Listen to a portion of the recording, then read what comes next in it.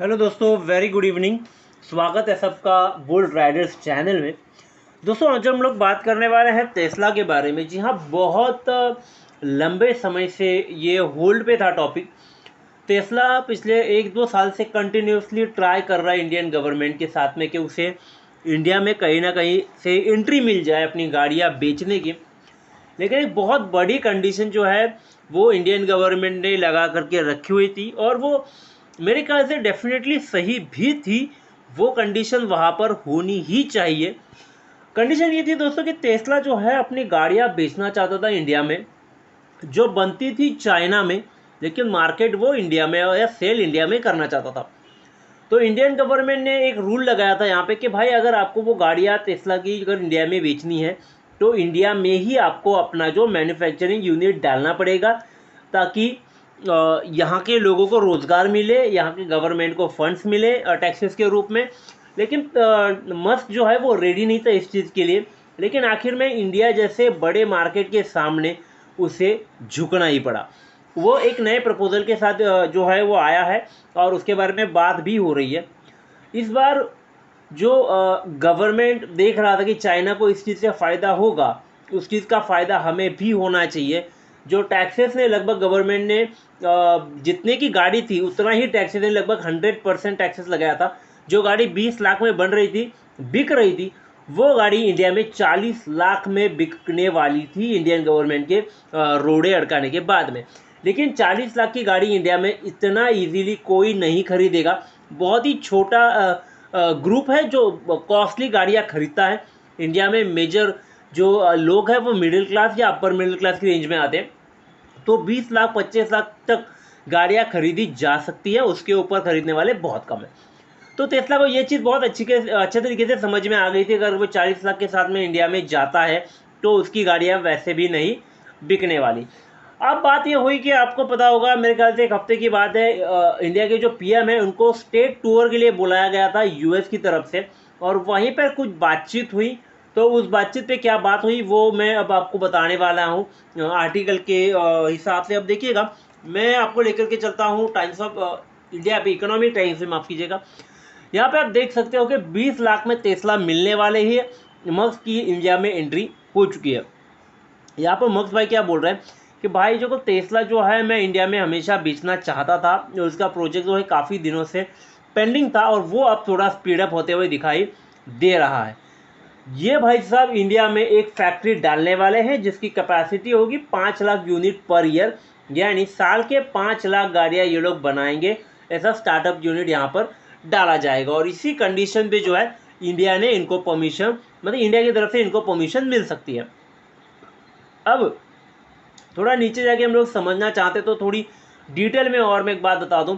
देखिए, टेस्ला का जो चीज़, जैसे मैंने आपको पहले कहा था दोस्तों कि ये चाइना में पहले अपनी चीज़ें बनाता था और वहाँ से बेचता था।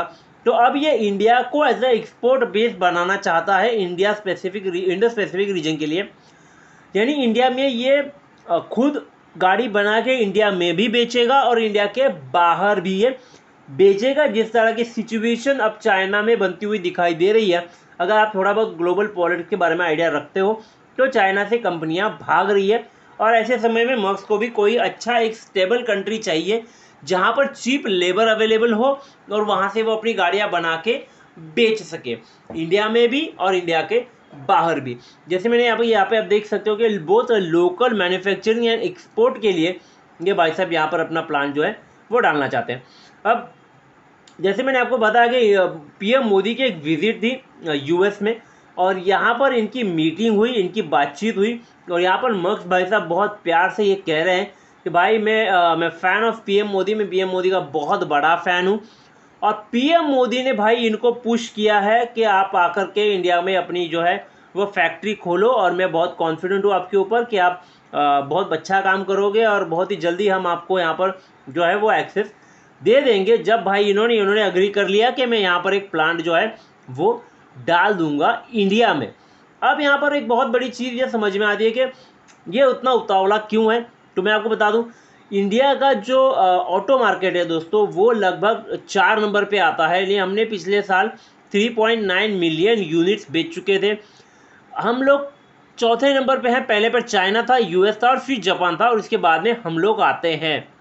यहाँ पर और एक चीज़ कही जाती है दोस्तों कि जो ईवीज़ है और जो रेगुलर व्हीकल है इनके बीच में जो प्राइस गैप है वो बहुत ज़्यादा है और जो बहुत बड़ा ग्रुप है वो ये गाड़ियाँ खरीद नहीं सकता। तो इन्हें जो प्राइस गैप है इसको कम करना बहुत ज़्यादा ज़रूरी है। मैं कहूँगा 20 लाख भी एक बहुत बड़ी प्राइस बन जाती है। अगर ये गाड़ी कहीं ना कहीं 10 से 15 के रेंज में अगर ये लोग प्रॉपरली दे पाएंगे तो डेफिनेटली यहाँ पर एक बहुत बड़ा मार्केट होगा इलेक्ट्रॉनिक व्हीकल के लिए। मैं आपको एक रैंडमली फिगर भी बता दूं, एक चीज़ मैंने अभी इनके यहाँ पर देखी थी कि क्या फ़ायदा और किस तरह से फ़ायदा हो सकता है। आप देखिए ईवी कैलकुलेटर करके एक चीज़ है, मैं वो भी आपको एक दिखा देता हूँ। आप अपने हिसाब से अपना भी कैलकुलेशन जो है वो करके यहाँ पर देख सकते हो। पेट्रोल व्हीकल है, मैं महाराष्ट्र से बिलोंग करता हूँ, मैंने अपना स्टेट सिलेक्ट कर लिया। ये फ्यूल रेट है, ये जनरली गाड़ी का एवरेज होता है। 250 किलोमीटर का इलेक्ट्रिक व्हीकल का रेंज है, कैपेसिटी है। डेली मैं अगर मैं यूज़ कर रहा हूँ, डेली समझ लो मैं 50 किलोमीटर भी यूज़ कर रहा हूँ गाड़ी, तो मेरा साल का हो जाता है 18,250 किलोमीटर। चार्जिंग का कॉस्ट 10 रुपये भी पकड़ते हैं। तो कैलकुलेट करने के बाद मेरा कन्वेंशनल व्हीकल का जो मेरा कॉस्ट आता है वो 1.25 लाख यानी 1,25,000 के आसपास जाता है।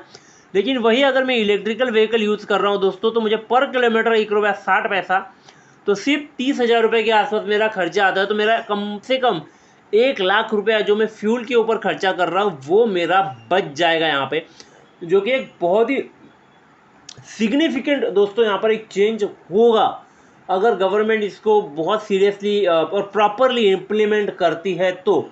अब टेस्ला के आने के बाद मार्केट में क्या डिफरेंस आएगा, क्योंकि आप देख रहे हो कि टाटा ने ऑलरेडी ईवी लॉन्च कर दिया, महिंद्रा का ईवी है, एमजी का ईवी है, मर्सिडीज़ का भी ईवी आ चुका है और मेरे ख्याल से काफ़ी और जो गाड़ियां हैं वो बहुत ही जल्द अपना ईवी वर्जन लॉन्च करने वाली हैं या करने के प्रोसेस में है।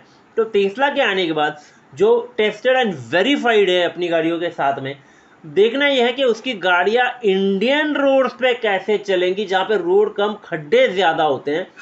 तो देखना यही है दोस्तों। तो फिलहाल के लिए इतना ही है मेरी तरफ से। वीडियो अच्छा लगा है तो लाइक कीजिएगा, दूसरे के साथ शेयर कीजिएगा। चैनल को सब्सक्राइब नहीं किया है दोस्तों तो सब्सक्राइब जरूर कर लीजिएगा। मिलते हैं अगले वीडियो में, तब तक के लिए थैंक यू वेरी मच।